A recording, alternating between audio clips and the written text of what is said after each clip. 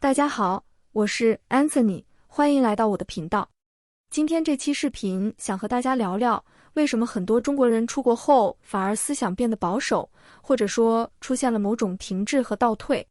这个问题也是长期以来引起我兴趣的，而且由于咱们这个频道的观众大多数是在海外的华人，大家的分享也给我提供了素材去观察和思考。我越来越感觉到，这其实并不仅仅是一个中国人出国后思想如何变化的问题，它可以被抽象为这样一个问题：那些在早期向外探索、追求个体化的人是如何遭遇挫败的。首先要说明的是，我所说的出国后思想变得更加保守的中国人，并不包括那些从一开始就打算回国的人。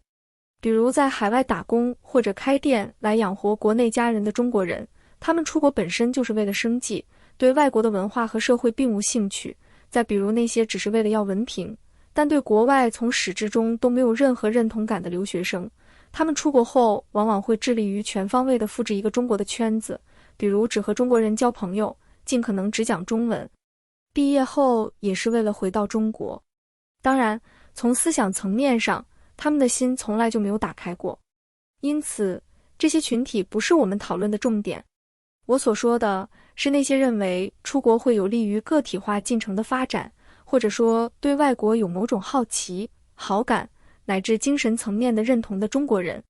他们可能是出于对中国的文化、经济和政治环境的不满，感到自己的个性受到了阻碍和压制，因而产生了对西方文化的认同。另一种情况是，当事人对中国没有那么多不满，更多的是想看看世界，对国外有兴趣和好奇心。对他们而言，出国并不仅仅是为了某种现实利益，还有自我探索、自我实现的动机。随着近年来中国国内环境的恶化，因为不满而想出国的这部分群体的规模是迅速扩大的。当然，很多人来到国外后的确感觉更轻松、更开心了。虽然他们面临着一些挑战和困难，但他们清楚这些不属于结构性的问题，因此他们不可能试图通过倒退回母国来解决困难。当事人能明确意识到哪些是结构性问题，哪些是在现有结构内可解决的问题。因此，他们在出国后摆脱了原来的许多困扰，并且意识到自己可以探索下一个人生阶段了。这就是在个体化进程上很成功的表现。然而，也有相当多中国人到国外后出现了各种各样的问题，这体现在他们的生活和社交更加退缩和封闭，受到孤独感、分离焦虑、分离内疚乃至负罪感的折磨，出现了身份认同的危机，感到自己不属于任何一个群体。在这种困境下，他们可能会产生对过去生活不切实际的美化和怀念，在思维方式上更加退缩、消极，比如认同权威主义的教育方式、社会制度，对个体性和自由选择持不信任和怀疑态度，认为人是需要被多管一管的，在人际关系上开始回归保守。虽然人在外国，但却对外国抱有深刻的警惕和惧斥，只信得过本国人、同乡或者亲戚等等。他们可能会用对西方国家祛魅了来解释自己的这种变化，但在我看来，这其实是心智上的一种停滞和倒退。之所以说这是倒退，并不是因为我们预设了西方比中国更发达，而是纯粹站在自我意识发展的立场而言的。正如我们在7月28日的这期视频所说的，人的个体化进程必然意味着自由和理性意识的觉醒，而这不可避免地伴随着与原始环境和天然纽带的分离、断裂。人会开始觉察到自我和环境、和父母家人之间的区别，并开始以分离的眼光去审视彼此的关系。他会怀疑和否定过去的经验，强烈地想要自己做主，在任何事情上确立自己的存在，而这意味着与过去的某种断裂和叛逆，意味着想要摆脱外界对自己的影响，独立地安排自己的人生。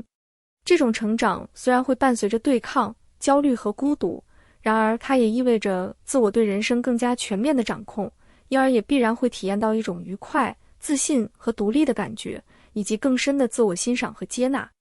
而如果一个人的人生中缺失了这个阶段，或者说曾经达到这个阶段，但后来又退回去了，那么可以说他必然处于某种创伤性的环境，或者说缺乏了某些个性发展所必要的心理资源。即便他的外在条件很不错，我们也认为他的潜力是遭受了某种损失和创伤的。这里我特别不认同中国人的一种常见的思路，就是用阶级性来解释人的心理选择。比如我的一位朋友向我分享过这样的体验，由于工作的关系，他接触到大量来自中国的官僚或富裕家庭的年轻人。他发现这些年轻人在留学时虽然也是带着看世界的动机的，但他们似乎并没有表现出更高的人格开放性和反思能力，反而无意识地认同了官方的那一套宣传模式。比如认为欧美国家不过就是大农村、大县城，没有高楼大厦，不如中国高效和整齐划一的管理模式有优越性。他们似乎完全看不到欧美国家的那种松弛、自由和多元的氛围。对此，一般人会认为，这是因为他们的家庭属于中国的既得利益者，缺乏危机意识，反正回国会有父母给安排工作，而如果他们留在西方国家，则可能丧失了父母的庇护，需要和普通人一样工作。总之，一切都是因为他们的物质条件太优越了。然而在我看来，这恰恰是因为他们处在某种匮乏状态，也就是缺乏了追求个性化所必需的心智资源。正如我们在上期视频所分析的，所谓中国的既得利益者，可以粗糙地分为官僚阶层，以民营企业家为代表的经济精英和以专家、学者、技术人员为代表的知识精英。其中，官僚阶层和民营企业家的个人成功很大程度上建立在对体制和权力的依附与服从，而非持续的自主和创造。这种成功的路径导致他们往往有比较强的专制性格。而知识精英主要是通过高考改变命运的，他们往往是鸡娃教育和应试制度的坚定拥护者。因此，从某种程度上说，他们属于优秀的随波逐流者。他们的优秀并非建立在自主决策和对社会的深入调研和挖掘之上，而更多的是出于某种匮乏感和对制度的服从，因而对社会的认知存在滞后性。反映在亲子关系中，则体现在特别喜欢给子女安排道路，事无巨细地为子女指明方向，强烈的压抑和打击子女自主选择。他们在中国社会的成功也给了他们某种强烈的自信。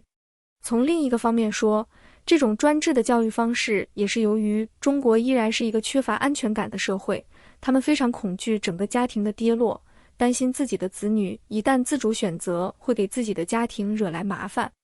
这种高压的教养方式当然也会使子女对于自己的自主选择产生恐慌，担心自己违背了父母的意志就可能陷入一无所有的处境，而他们从小到大所有的优越感和自我认同，比如读了某个重点初中、高消费的生活方式，都是建立在父母优厚的物质条件之上。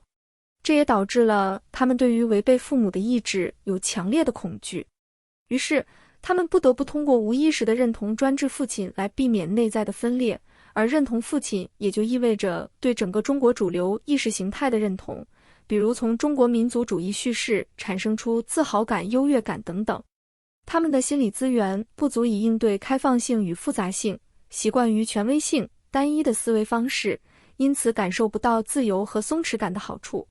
同样的道理，一个父母在小城市有关系和背景的年轻人，在经历了一番向外的探索后，又回到家乡，期待父母安排一个体面的工作，这并不能被视为一种正常的选择，而是个体化进程的失败。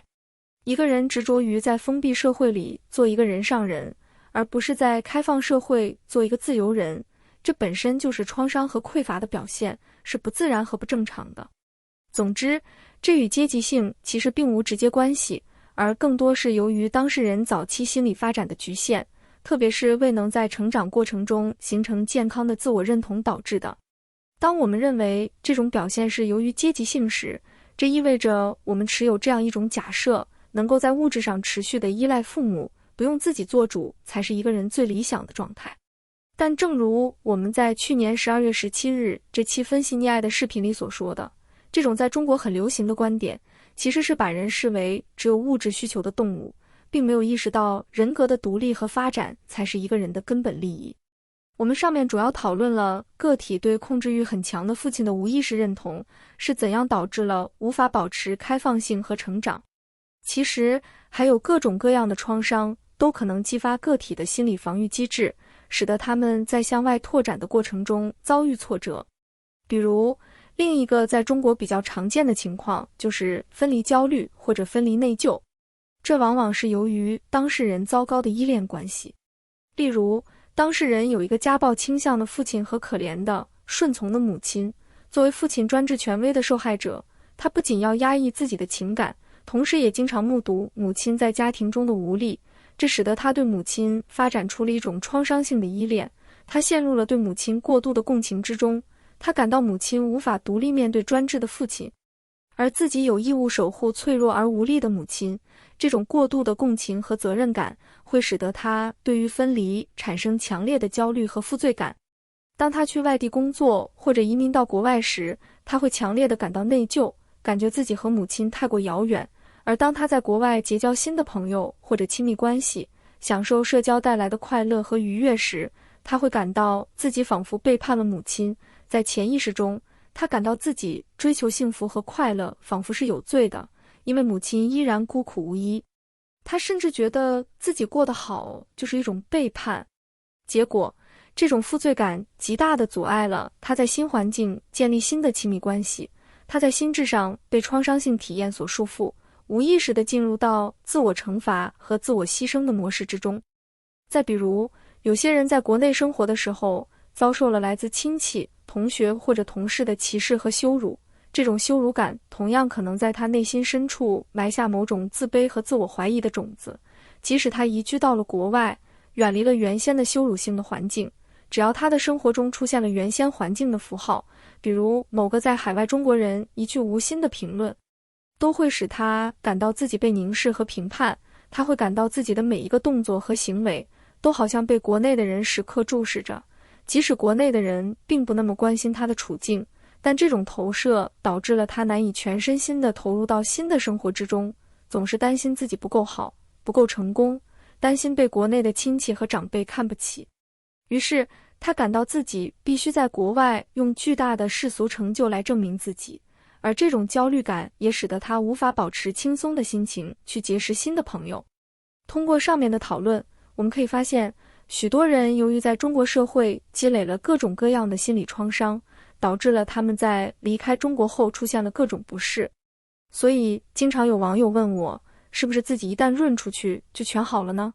我的答案是否定的。我认为，国外的确可以提供一个更加宽松的社会环境，通常没有中国社会的那种监视、压抑和结构性束缚，即使有那种束缚，通常也不是针对外国人的。这种外部环境的确有助于缓解个体压力，然而这也仅仅是提供了一个心理恢复的大环境。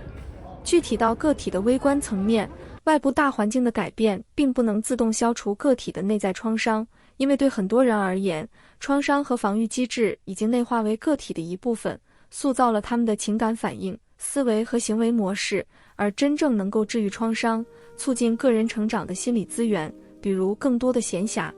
能够帮助个体探讨创伤并提供反馈的人际关系网络，更加包容和轻松的工作环境等等，还是得靠个体通过积极的探索和互动去建构。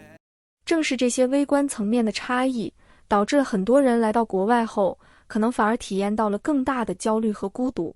比如，有些人出国的方式是在海外工作和留学，但由于种种原因，他们的学业和工作强度太高，导致他们没有任何闲暇去感受生活，而他们在国内原有的生存方式可能还相对轻松。从个体的感受层面上说，或许后者反而是有利于当事人的自我探索的。当然，关于如何在国外寻找自我成长的心理资源，这又是一个很大的话题，我们以后再慢慢讨论。那最后再强调一下，如果你有任何的困惑和问题，很想和我交流，直接联系我的邮箱就好。